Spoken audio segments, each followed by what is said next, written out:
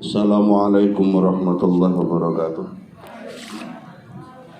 Alhamdulillah rabbil alamin wa bihi nasta'in ala umuri dunya wa din.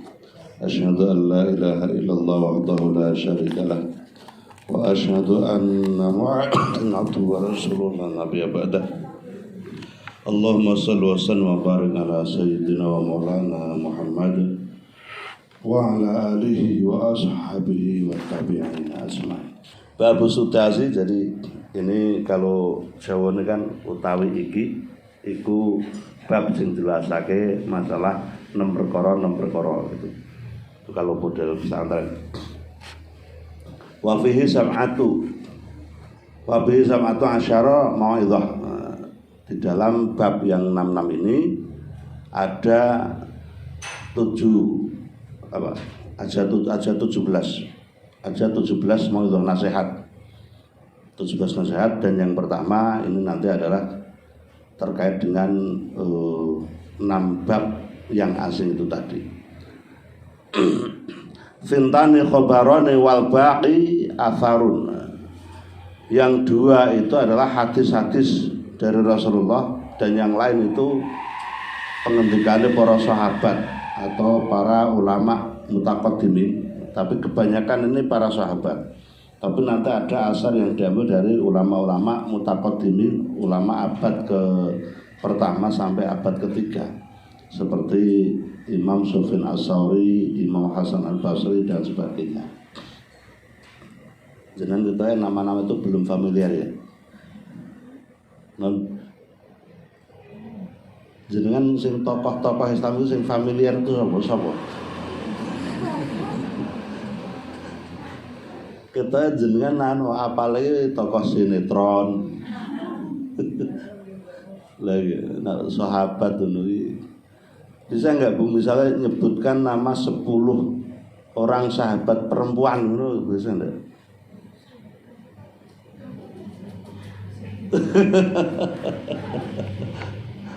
Atau yang paling gampang ya istri atau keluarga Nabi yang perempuan. Kan kalau perempuan itu kan harusnya sosok idealnya itu kan juga para sahabat perempuan dari Nabi, atau paling enggak ya ummahatul mukmin, ibu-ibu orang-orang mukmin yang menjadi istri-istri dari Rasulullah. Ini harusnya yang jadi sosok tauladan kita.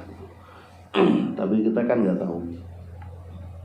Terus umpamanya ngerti sing Indonesia ini, ibu kita Kartini ngerti nih supaya kita tokoh emansipasi wanita, dan emansipasi di bidang apa itu kita juga kadang nggak tahu.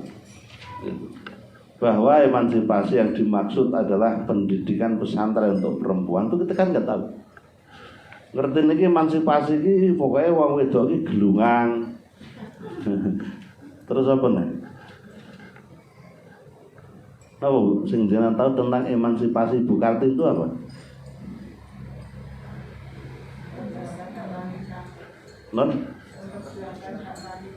Memperjuangkan hak wanita, terutama pendidikan. Pendidikan ini kira-kira sekolah apa pesantren?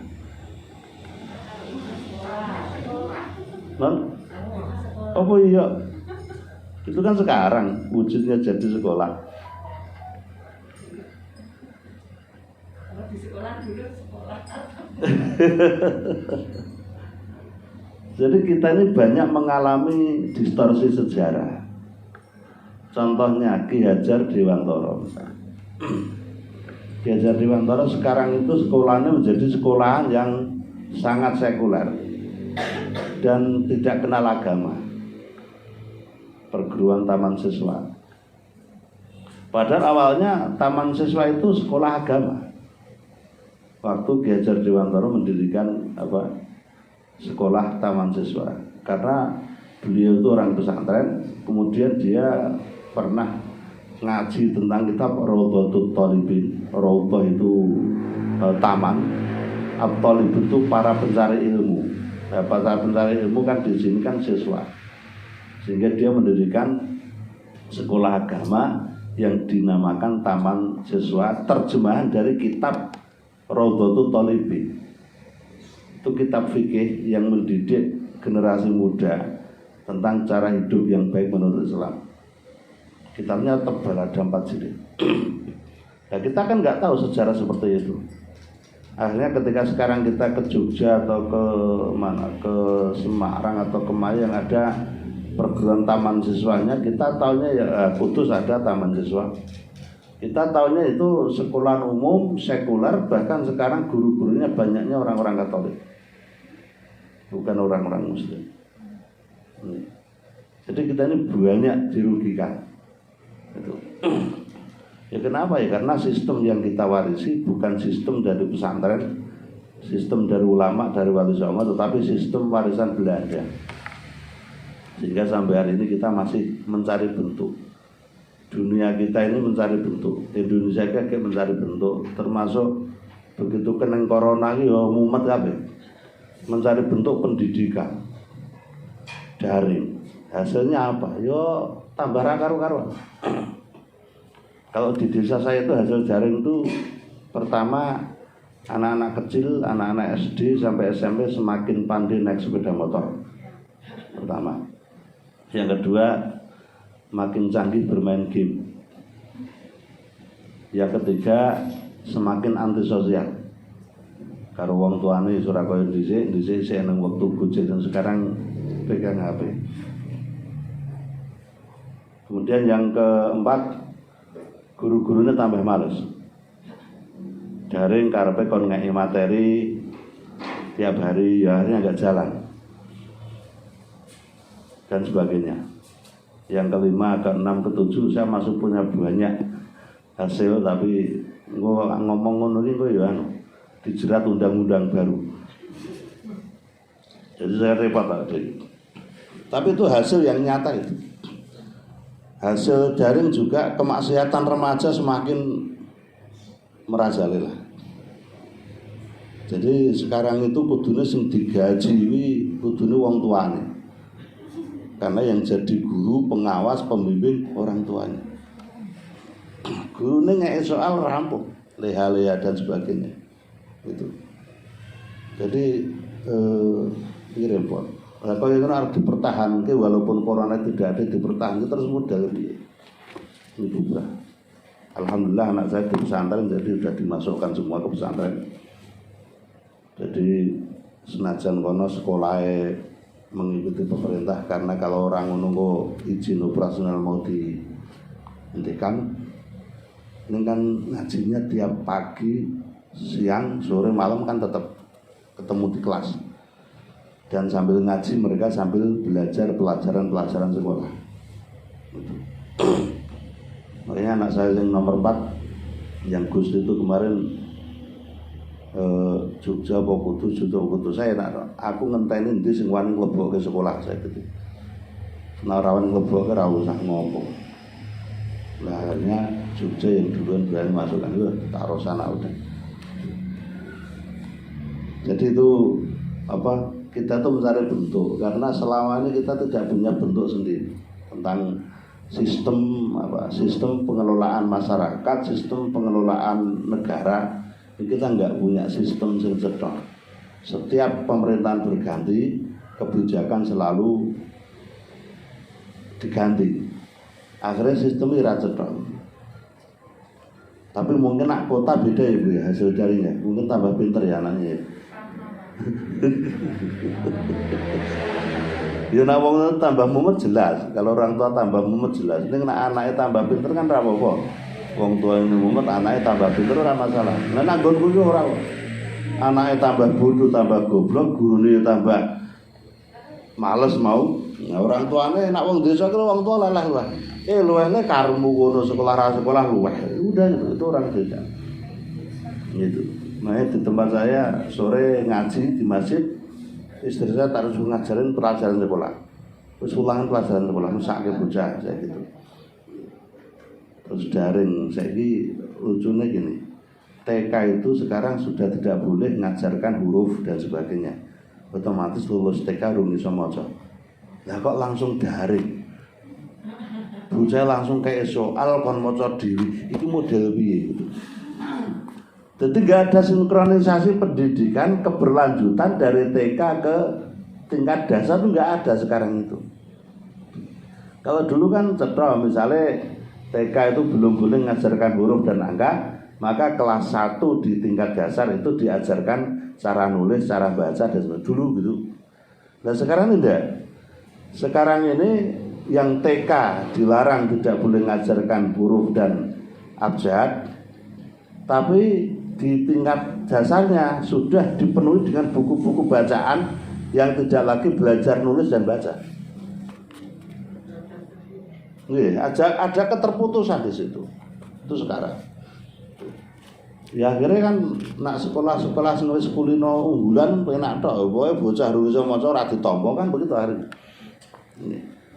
Akhirnya yo mau rusak meneh sistemnya.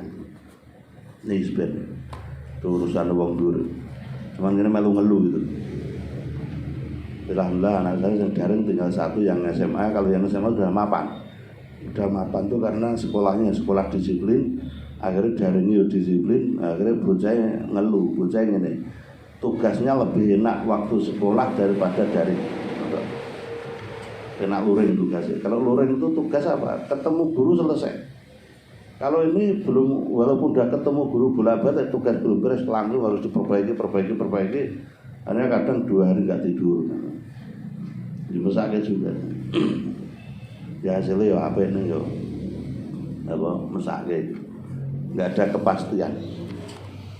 Oke, jadi ini kita kembali ke Nasihatul Ibad bab yang 66. Di situ ada 2 hadis dan lainnya itu adalah perkataan para nasihat para ulama. Al-Malaqalatul Ula, dan ini adalah penghentikan atau makalah. Makalah itu kan makalah itu apa ya? Tulisan gitu ya, Bu. Tulisan untuk seminar. Itu berasal dari bahasa Arab al-maqalah. Al-maqalah itu apa yang dikatakan. Nah, sehingga kalau di Indonesia makalah itu adalah apa yang ingin dikatakan dituliskan terlebih dahulu. Tulisannya itu disebut sebagai makalah karena dia nanti ketika akan mengatakan mengacu pada tulisan yang dibuat. Itu makalah. Pernyataan yang pertama, al-ula, pernyataan yang pertama, qala bersabda Nabi Muhammad SAW, sittatu asya'ahunna gharibah. Sittatu ada 6 perkara, asya dari berbagai perkara yang ada, hunna yang 6 perkara itu adalah gharibah. Itu asing, dianggap asing atau dianggap asing itu. Ada Bu barangnya, dan barang itu ada di depan kita, tapi maksudnya menganggap asing itu gini ya, kita apa nganggep rano gitu ya. Jadi barangnya ada, nyata, iso didelok, iso disenggol, tetapi kebanyakan orang itu rapate nggape. Kadang liwat pedak dinonya orang nggape. Itu yang maksudnya asing di situ. Bukannya asing itu sesuatu yang tidak dikenal, tidak. Ini dikenal, semua orang kenal. Yujane kerep liwati, kerep weruh dan sebagainya. Bahkan kadang ikut buat, tetapi rapate nggape. Nggape itu apa? Yo rapate gagas, rapate ya rapate apa nyenggol ya. Nah, itu asing. Ai ba'idatun, terjemahan dari gharibah ini adalah ba'idah, jauh.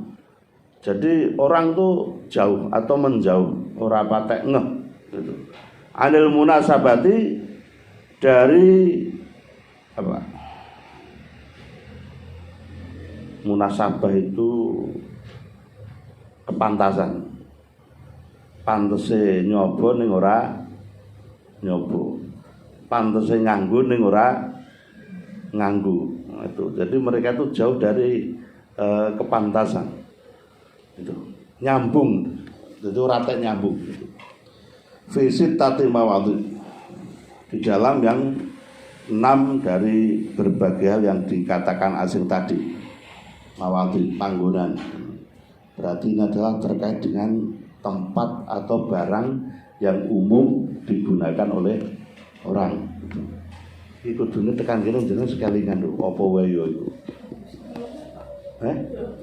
Mosok urung. Berarti iku nyebut sing pertama saya agak kelingan liyane ngono ya.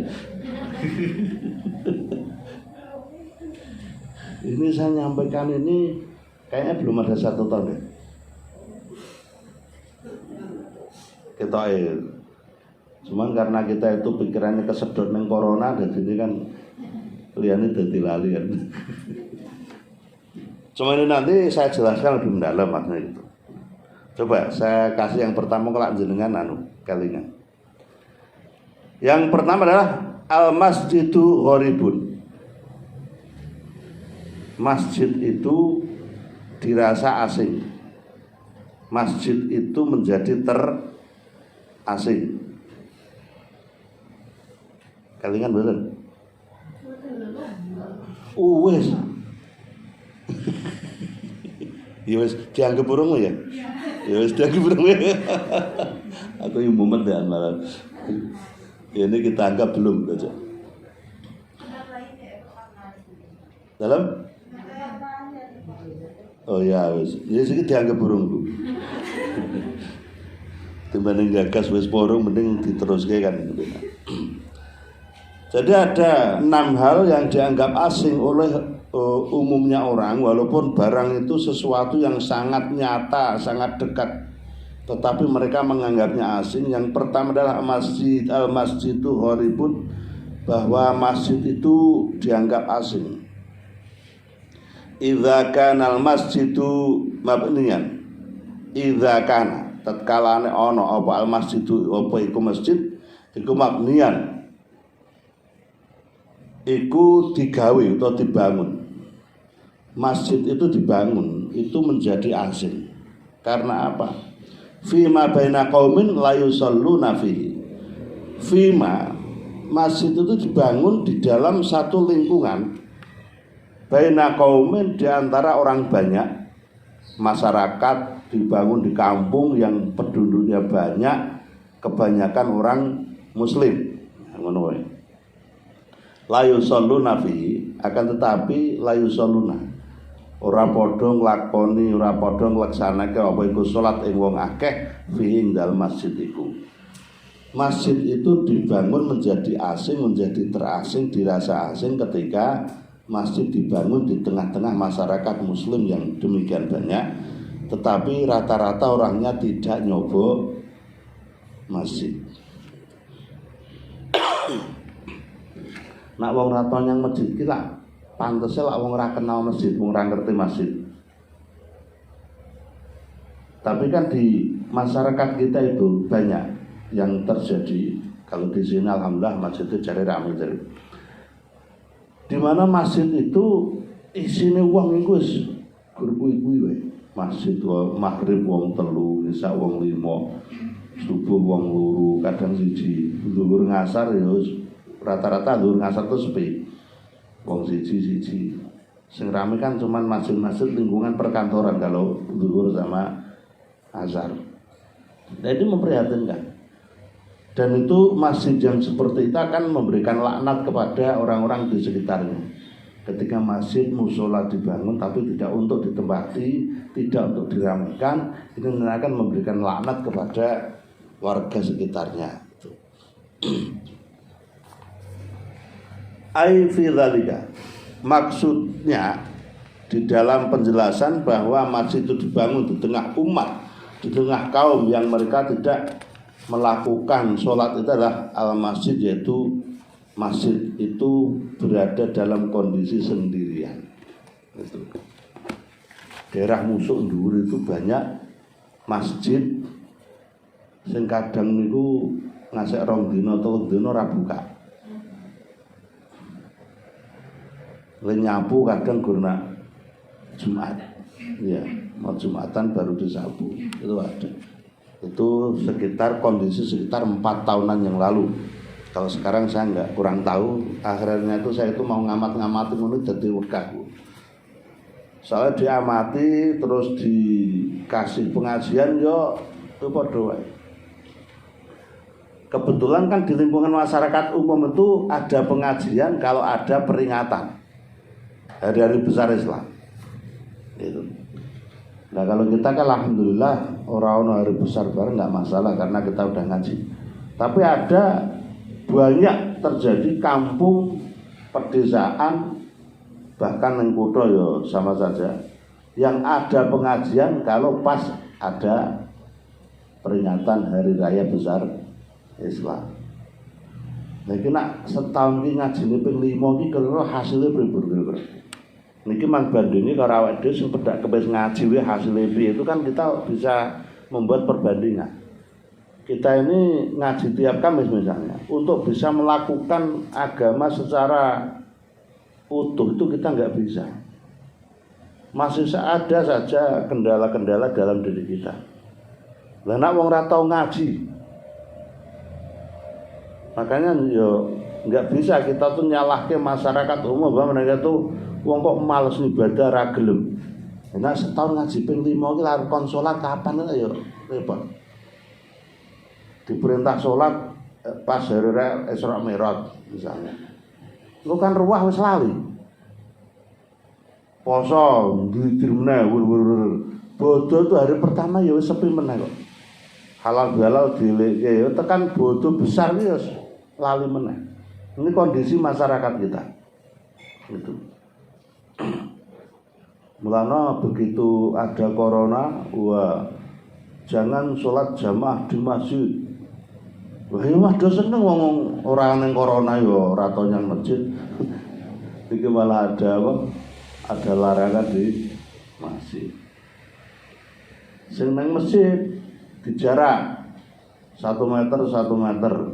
Imamnya harus sholat di muni sawu sufufakum wa inna tasbihata sufuh min atmamus sholat. Imamnya muni makmumnya di jarak 1 meter 1 meter, imamnya berintai silahkan dirapatkan barisannya. Lah rapat ke piye? Ini jadi sing rapate ngerti iki imamnya apa makmume kan ya gak cetha.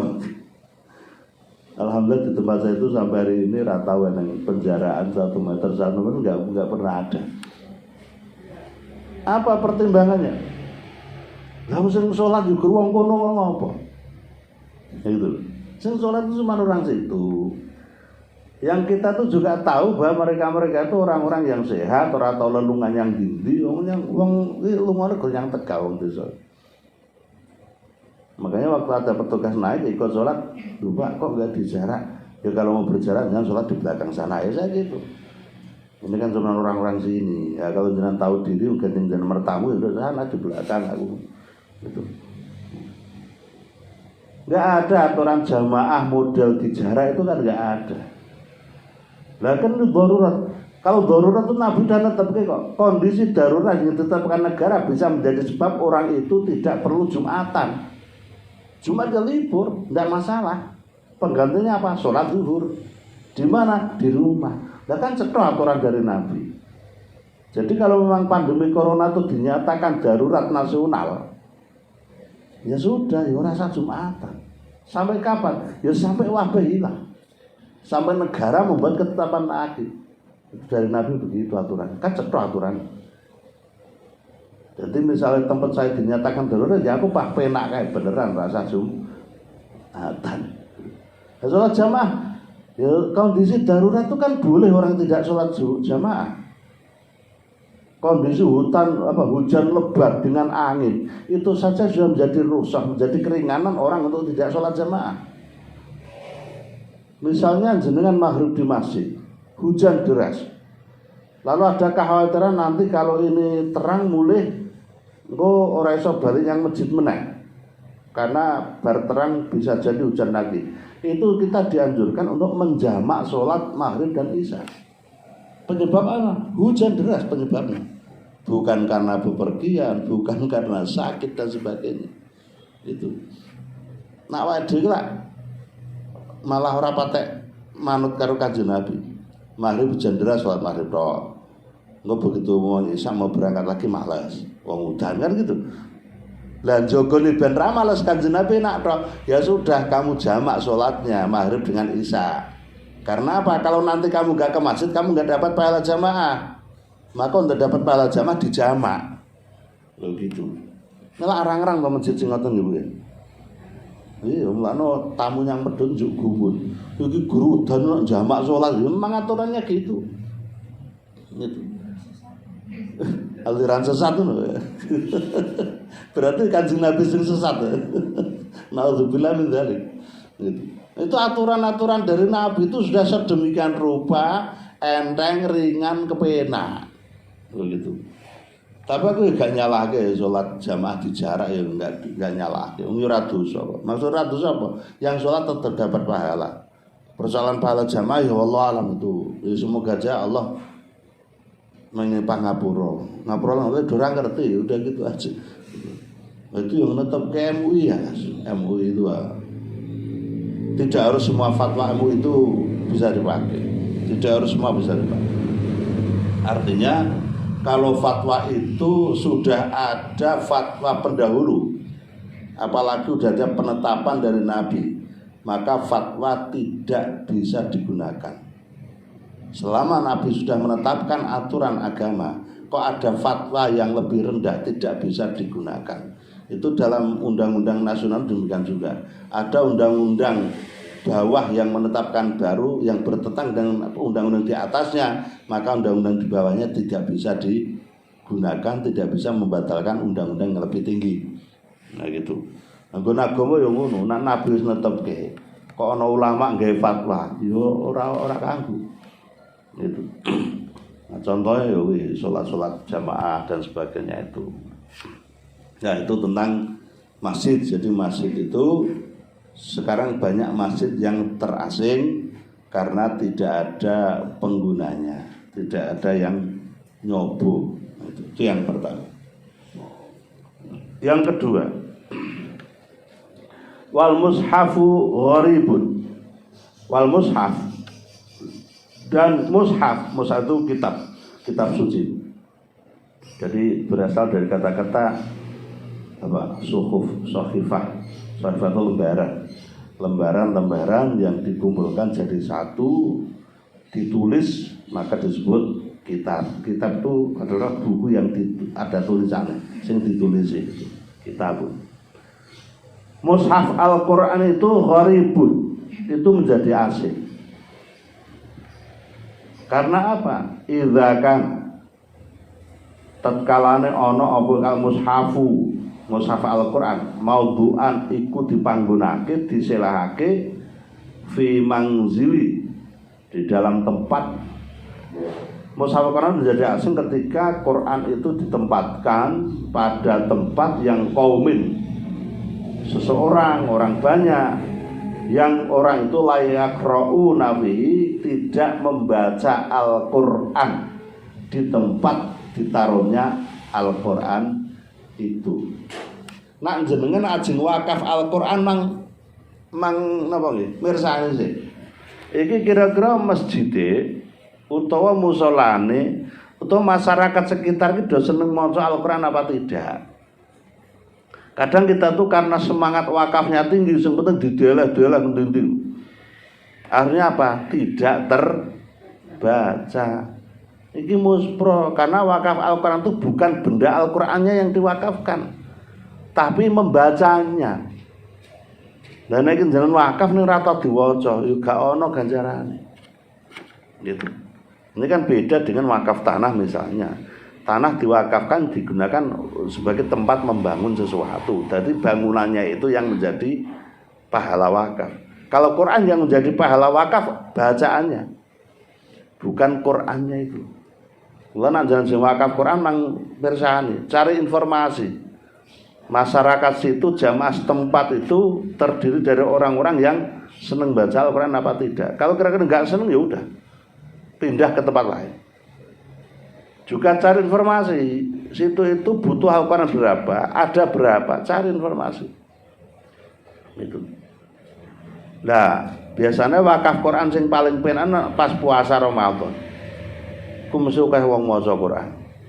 Ngono sebodo akeh praine kan gitu. Di tempat saya itu ada kotak khusus Quran yang buka guna Ramadan. Digotong nak mider tadarus. Itu tempat saya. dan saya belum bisa menghapus itu. Sekarang saya sudah dirikan kelompok tadarus tiap 8. Itu yang ikut ya sudah lumayan, sudah 30-an. Kok rame nak poso, karena nak tadarus di luar puasa itu rame nak poso. Bisa jadi alasannya pertama cari pahala, yang kedua nak poso ki pancen rame tenan kan itu. Dari hari biasa sedikit. Nah, kita dirikan kelompok tadarus di luar bulan Ramadan. Ya ada yang ngikutin. Sehingga Qur'annya tuh minimal setiap 8 tuh dibuka. Itu. Karena itu ya ono Qur'an yang dibuka karena Ramadan. Arep buka di 10 sik, di lap-lapi sik. Mergo bleduken. Itu. Dan hal itu juga kadang terjadi di masjid, musola, di masyarakat sekitar kita. Kadang terjadi Quran yang tidak pernah dibuka, tidak pernah dibaca. Itu. Mulai jenengan di rumah hati-hati. Nak jenengan di rumah kok ndokok Quran, aja dadekke jimat. Yo kudu diwaca. Itu gunanya tadarus jenengan yang dijadwal gitu kan begitu, biar kita tidak menjadi orang zalim, kita menerah Al-Quran tetapi juga dibaca. Targetnya enggak perlu kita itu katam sesasi, enggak perlu. Yang penting tiap hari kita baca entah berapa ayat kan gitu. Nek pada dino kursa ayat itu kebangetan. Mosok kulhu rampung patang dino itu kebangetan kan gitu. Bismillahirrahmanirrahim. Qul huwallahu ahad, sadaqallahu lazim. Sesuk bukane. Sebenarnya Allah Somad wis mandeg. Yasin pirang ayat tuh? 82. Maca Yasin 80 dina ge rampung kene kebangetan. Jadi ya kalau bisa paling enggak sehari itu ya 1 makro, 1 halaman, 1 lembar gitu. Nah, paling tidak seperti itu. Wal mushafu gharibun fi manzili qaumin la yaqrauna fi. Jadi Quran, mushaf Al-Quran itu menjadi asing. Artinya orang yang memilikinya oleh Allah tidak diberikan pahala apapun. Karena apa? Karena itu ditaruh di tempat yang tempat itu tidak ada orang yang membaca Al-Quran. Maka nak jenengan wakaf Quran, cari informasi dulu, kuwi masjid kono kuwi piye, pesantrennya bagaimana, sekolahan kono kuwi piye. Kalau memang ada madrasah yang ada kebiasaan tiap hari membaca Al-Quran terlebih dahulu, silahkan wakaf di situ. Berarti tiap hari Quran itu bisa dibaca. Itu. Di tempat saya itu Quran ngentekke Quran 1 seket itu butuh waktu 2 tahun. Untuk warga kita loh ya, untuk warga kita. Jadi wong njaluk Quran kan saya sak takon, kar kok ge apa saya gitu. Iki kagem ngaji ya apa? Nak dijawabane pendak sasi, enggak tak kei wegah. Tuwa dhewe aku. Monggo pendak sasi. Tapi kalau dia ngajinya harian, ya udah kita kasih. Jadi orang yang wakaf Quran di tempat saya itu caranya tak jogo ben manfaat betul. Nah kira-kira reneng harian ana masjid jaluk tak takoni lha nggon mungkin wong maca Quran ora saya gitu. Wonten oh ya sik. Ya engko seminggu enggak serene saya gitu. Alasan saya tak carikan dulu. Tapi saya ngutus teman-teman, kowe yang masjid kono jadi dulu ana wong maca Quran ya apa saya gitu. Berapa orang saya gitu. Jadi saya tuh rada angel nak masalah apa wong jaluk Quran tuh rada angel. Ora kok ngel-ngel ora. Nek golek wong njaluk Quran tuh akeh. Ning sing iso maca dengan istiqomah rutin tuh ketok iki angel. Ai fi dzalikal mushafu.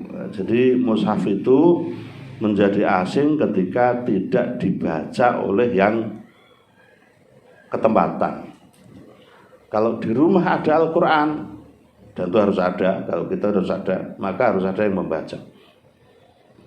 Ngapa kok Quran harus ada? Bukan hanya persoalan bahwa pedoman hidup kita itu Al-Quran, tetapi itu penjaga. Gampangannya wakilnya Gusti Allah yang paling ketok itu Al-Quran. Karena Quran adalah kalamullah. Begitu loh. Ini kok kok dadeknya penjaga dadi jimat itu jangan. Karena penjaga yang betul itu ya dibaca itu tadi. Membacanya gimana? Ya terserah. Mau urut ya boleh, arep dipilih sing disenengi tok ya boleh-boleh saja. Dipilih ayat-ayat tertentu ya boleh-boleh saja. Silakan. Jadi jenengan ku maca urut ya kena, dinjah-njah ya kena. Sing penting maca Quran. Gitu. Agak males ya wis njupuk juz amma ya ora masalah. Iku agak males kok. Juz amma ya alhaqumut medun gitu kan. Kena tarwih ora masalah. Gitu. Iku nak pendak tahun ngono wae kan ya ora ana peningkatan gitu. Saya. Ini mushaf. Mushaf artinya itu bacaan itu. Nah, sekarang kalau Quran sudah dibaca bagaimana? Belum tentu Quran yang sudah dibaca itu tidak gharib, tidak asing. Maka yang ketiga adalah wal Qur'anu gharibun. Dan Al-Quran itu ya bisa jadi asing. Tadi kan mushaf yang tidak dibaca. Nah kalau sudah disebut Al-Quran itu sudah dibaca. Quran itu bacaan. Jadi sebutan Quran itu kan banyak. Ada Al-Mushaf, ada Al-Quran, ada ada Al-Furqan, ada Al-Bayan dan sebagainya. Itu tergantung fungsinya. Kalau jenengan nyebut Al-Quran berarti sesuatu yang dibaca, harus dibaca. Nak mushaf belum tentu, karena itu adalah tulisan yang dikumpulkan menjadi kitab, itu mushaf. Nah, Quran itu dibaca. Nah, Quran yang dibaca itu gharibun, itu bisa jadi asing. Bisa jadi sesuatu sengaja cetok. Bisa jadi sesuatu yang malah memberikan laknat kepada pembacanya. Ketika apa? Idza kana mahfudhon. Tatkala ana apa iku Al-Qur'an iku mahfudhon, iku den reksa fi jawfil fasik. Bacanya itu berada pada mulut orang-orang yang fasik. Wong fasik maca Al-Qur'an itu sia-sia. Karena apa? Orang yang fasik itu kecenderungannya selalu melanggar aturan agama, itu selalu. Mbok yo dheweke ya tetep ngono kuwi, mbok yo maca Quran pendak dina yo ngono.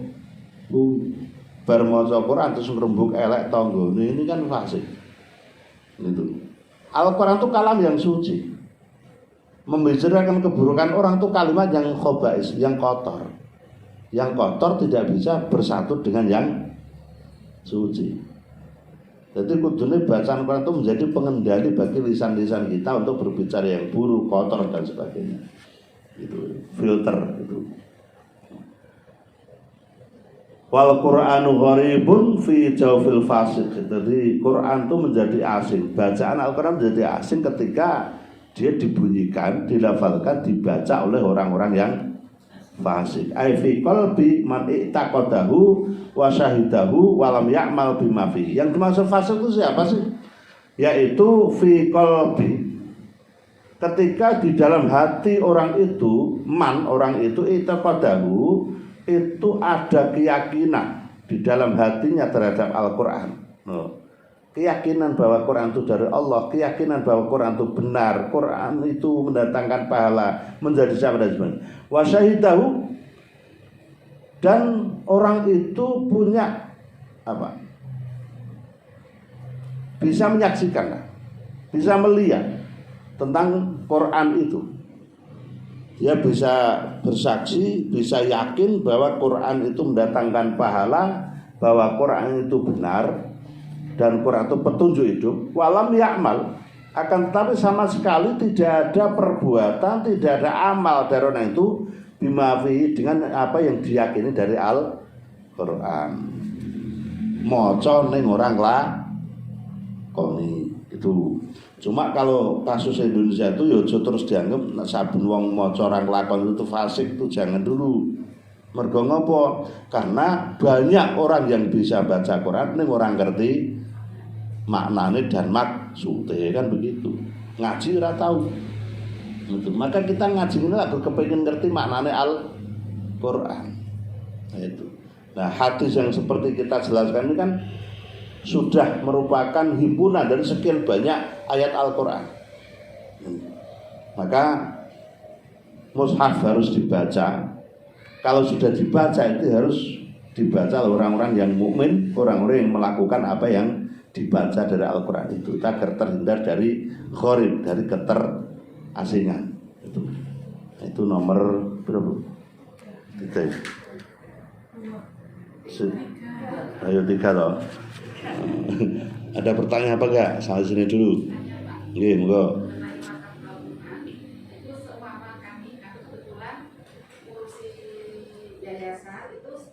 Mendapat mahal. Yeah. Tapi karena anak-anak itu sudah punya Al-Quran masing-masing, jadi untuk Al-Quran yang wakaf itu masih tersimpan rapi, karena kalau dipakai kan nanti yang Al-Quran lama juga nggak terpakai. Yeah.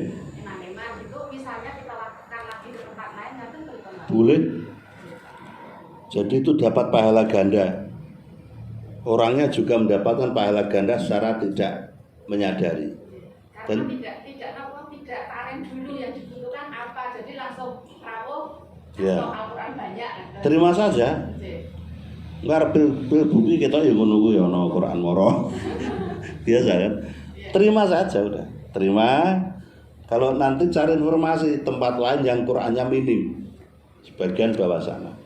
Kalau memang lihat ada anak yang Qurannya rusak, ganti saja. Senajan mung suwek sampule langsung ganti saja. Ora usah dadak dilem di lakban lah, ya Allah Quran lakbanan. Zaman saiki. Jadi begitu ada Quran yang rusak langsung ganti dengan yang baru. Lah yang rusak gimana? Bakar. Iya. Itu di kitab Fathul Mu'in dijelaskan bahwa untuk memuliakan Al-Quran yang rusak dibakar. Gitu. Membakar niatnya kan bukan untuk menghinakan, tapi untuk memuliakan, ini beda. Gitu. Nah, kalau dirosok itu malah dosa ganda. Gitu. Karena nanti jatuh pada pedagang ya bungkus dagangan kan gitu. Kita sering menemukan bungkus-bungkus makanan atau bungkus apa itu Quran tuh sering ada juga. Nah, kalau kita nemukan seperti itu kok kita diam, itu kita dosa. Kita kudu ngelek ke pedagang. Boson ambungkus aja nggo Quran yo. Oh gitu, kiglu tak tutoke. Dan itu langsung jenengan bakar. Bakarnya di tempat yang rodok ngiwa, maksudnya tidak banyak diinjak orang, biar nanti abunya juga tidak banyak terinjak-injak oleh orang. Kalau perlu abunya entah dilarung, entah ditanam di tempat yang jarang untuk diinjak orang. Itu untuk memelihara begitu. Kalau di rumah Pak, di rumah kan biasanya Al-Qurannya kan lebih dari satu. Ya. Tapi kan yang sering dibaca kan untuk cekelane kumpulinan itu. Ya. Al-Quran baru-baru ditaruh di almari itu kan tidak dibuka. Itu Ya. Pak. Nah, maksudnya itu ditaruh di almari untuk apa kan bisa saja, untuk cadangan atau untuk apa kan bisa saja. Kadang kita dapat pengajian itu kan ada yang ngasih Al-Quran, Nah, kan kita wakaf wae. Oh. Iya, wakafkan aja. Nah, yang kita pegang kita kulino moco yang sudah ditandai. Tapi kalau jenengan tuh nyimpannya untuk koleksi karena cinta kepada Quran tuh boleh. Koleksi karena cinta kepada Al-Quran. Nah, guru penting ditumpuk dia nutuk penting diwakafkan. Saya tuh Quran tuh juga karena seneng tuh saya koleksi juga. Terutama Quran-Quran terbitan dari Lebanon, Mesir, kemudian Arab Saudi, Irak itu saya koleksi. Makanya kalau saya pas ke tanah suci itu mesti golek Quran yang cetakan macam-macam. Di rumah saya simpan. Tapi saya sempatkan rakitan sekali waktu tetap saya baca. Gitu. Yang harian mungkin saya cuma pakai satu Quran, tapi kadang seminggu sekali saya menggilirkan Quran itu untuk saya baca. Kadang kecil-kecil Pak tulisannya. Iya, memang kecil-kecil dari sana tuh.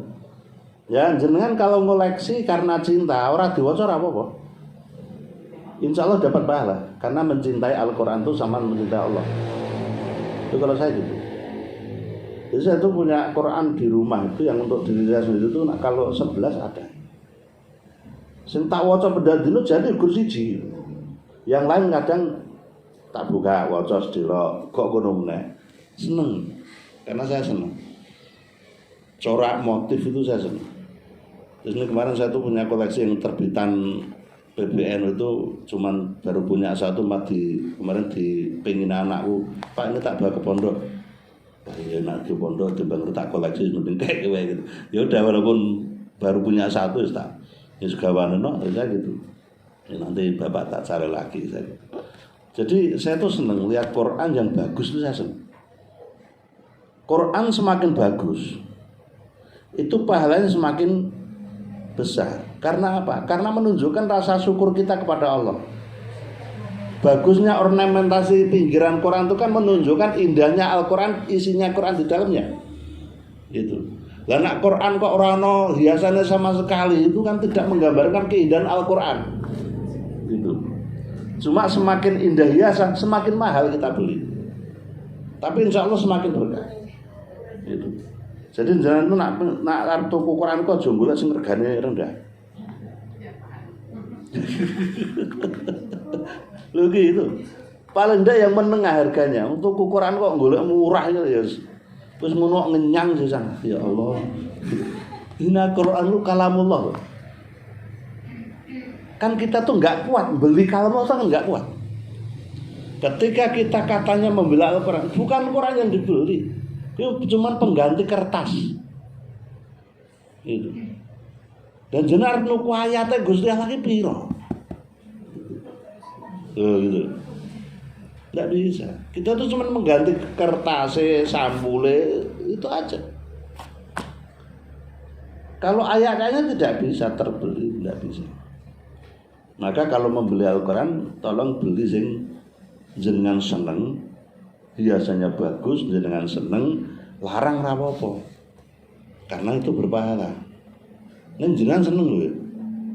Aja guru sing larang tok ora seneng ora tau senggol. Kita punya sesuatu yang kita senang, mesti kerep pengen nyenggol. Gitu. Sehingga nak tuku Quran sing jenengan kira-kira seneng ben kok kerep le. Nyenggol tok wis berpahala, Bu. Saya tuh kadang tuh ya padha ae karo jenengan. Kadang tuh Quran iki gur tak jipuk tak ilek-ilek tok. Kok neh ngono kuwi. Orang dina ngono meneh jipuk neh, apik men. Ngono tok kadang kur apik men ya keren. Gitu. Ini Quran. Jadi Quran itu sesuatu yang sangat istimewa. Jadi kalau jenengan punya banyak cadangan Al-Quran di rumah, bukan untuk seneng koleksi, jenengan wakafke saja. Begitu. Kalau jenengan sengaja memberikan Quran untuk pesantren atau untuk apa, sing cetha diwacake ning pesantren, biasanya gitu. Tapi yang jenengan lihat juga, nek kono Quran wis bejibun ya udah, cari tempat yang lain gitu.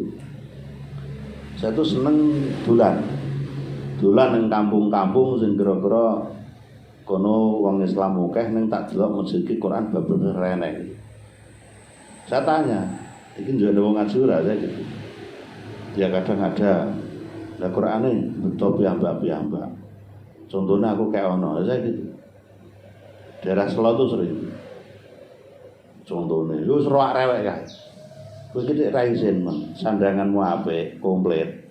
Larang, kok Quranmu koyo ngene. Saya cuma gitu. Wah, tumbas nggih mane-mane. Jane kadang kondone ora mampu. Ha nek nyatane pakaian apik, sepeda motore ya apik. Ketoke Quran sing seharga sepeda motor ngono jarang lah.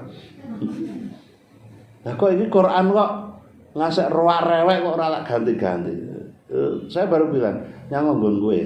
Nggon kuwi sik enek, tak kei saya gitu. Gitu. Cuman rata-rata wong nek Quran iki sing regane yo murah-murah yo. So nak diterima to Bu mangarane. Bu so nak wakaf sing sae.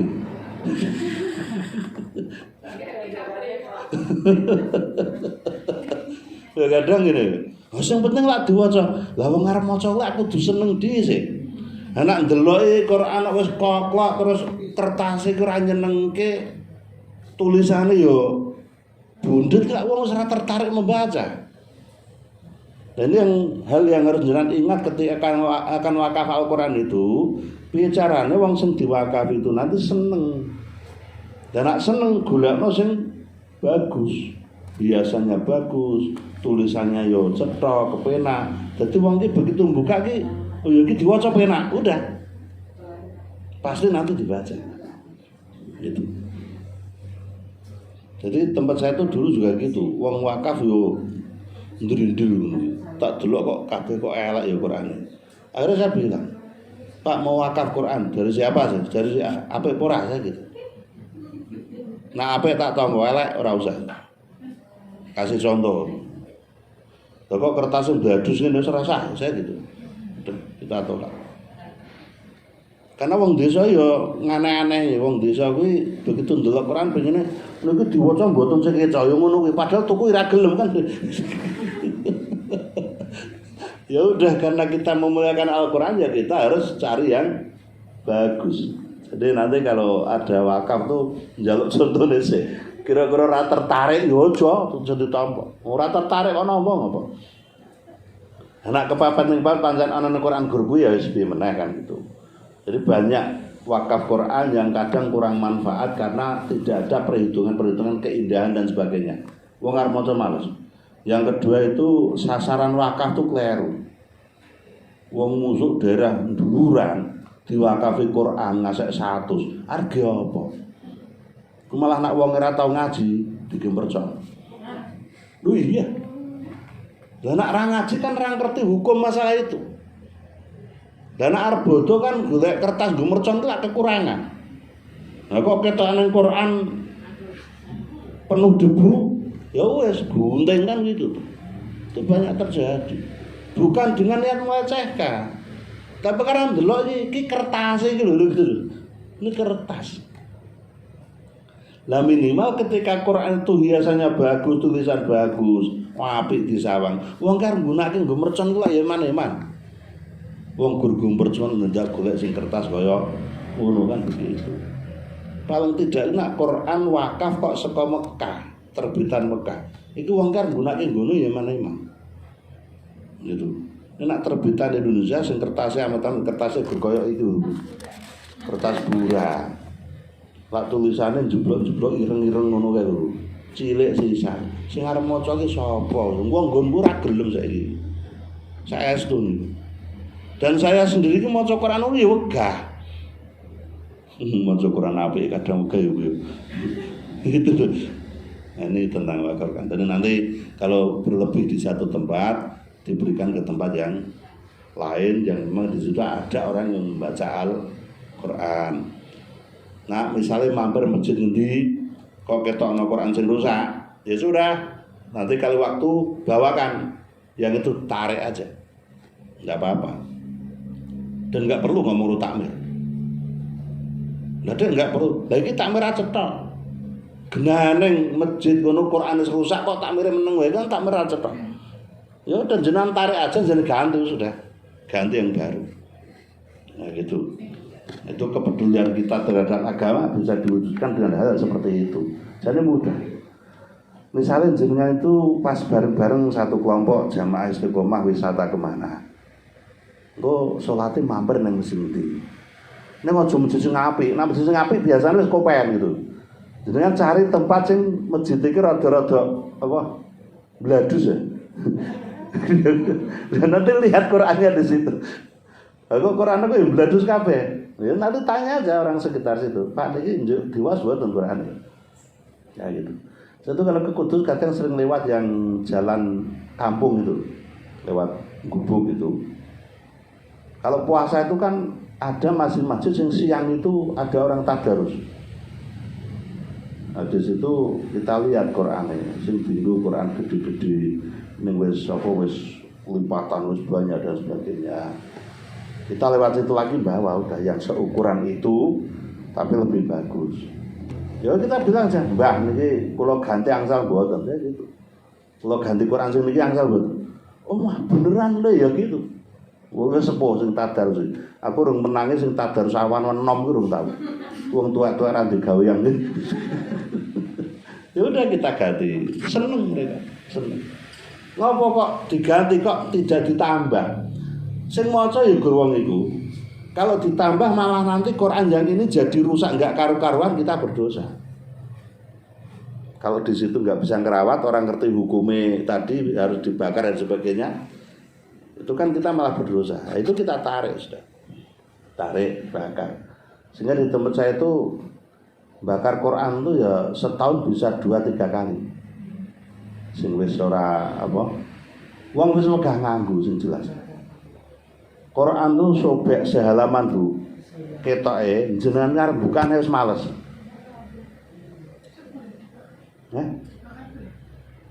Kita membakar untuk untuk menjaga agar kalimah Allah itu tidak dihinakan orang, tidak terinjak-injak, tidak disingkir-singkir rono rene, ora kur digonggon gudang campur karo barang-barang yang sifatnya tidak sesuci Al-Qur'an.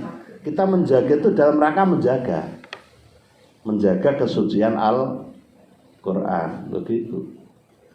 Boleh. Ya sok kemis insyaallah jenengan ngelek aku Rebone besok bahas masalah hukum membakar Al-Qur'an gitu aja. Nanti tak jelasin.